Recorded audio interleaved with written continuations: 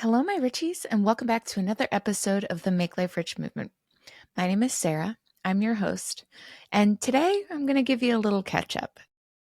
Over the last few months of winter, I've absolutely been kind of just letting go of any and all attempts to control what is happening around me, getting client work done, doing the podcast, and even here and there, you've seen there's been some lags within guests being on the show and it being a lot of solos. And last year, that would have absolutely sent me into a panic attack, and I would have been angry with myself and so upset. But life's gonna life, and me trying to control life is easily the silliest, most chaotic thing I ever did for 39 years of my life. I wanted to take this episode today, since we don't have an interview, to kind of talk about a really fun, big decision that I made that I've been pining for, gosh, probably since 2010 at this point.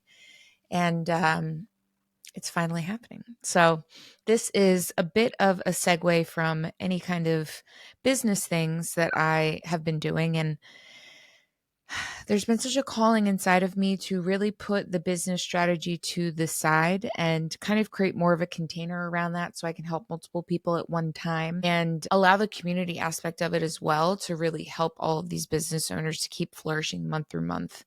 I'll do an episode about that in a few days, still putting the finishing touches on that program that will be the remainder of 2025 for one flat fee.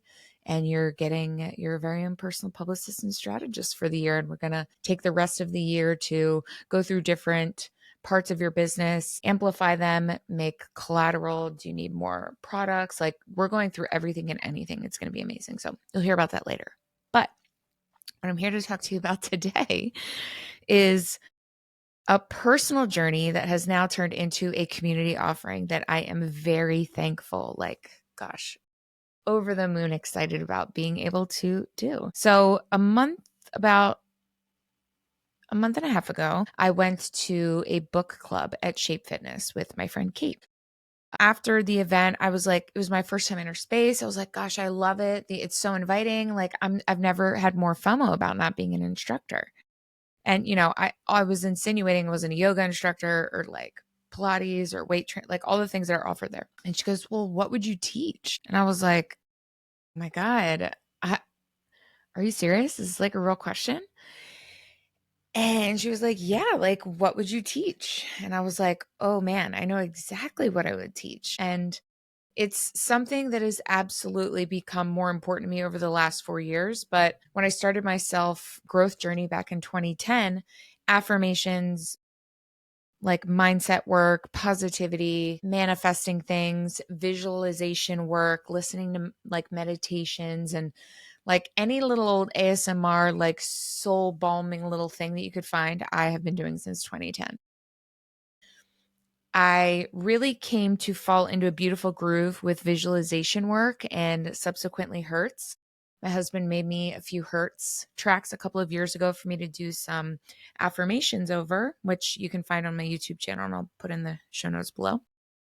But I just found myself wanting to really help people to utilize visualization and Hertz frequencies and then journaling pre and post to help them get to that nitty gritty inner work. And I kind of broke it down to Kate and she was like, I'm in. So we did a sample class. There were 8 women, including Kate. It was, gosh, the feedback was really encouraging and promising. And I was super excited. So blast forward to the week before my class starts. I'm just here to take it all in and also let you know that this was something that I had been sitting on for a really long time, but I never felt qualified to do it. And I'd forgotten that as in business, the thing that you were or the person you were 2 years ago and the steps that you took to get away from that person and grow into the person that you are now, you're the most qualified to actively teach on. And I never really thought too much about my personal growth being something that I could help pass on to others because we're all different.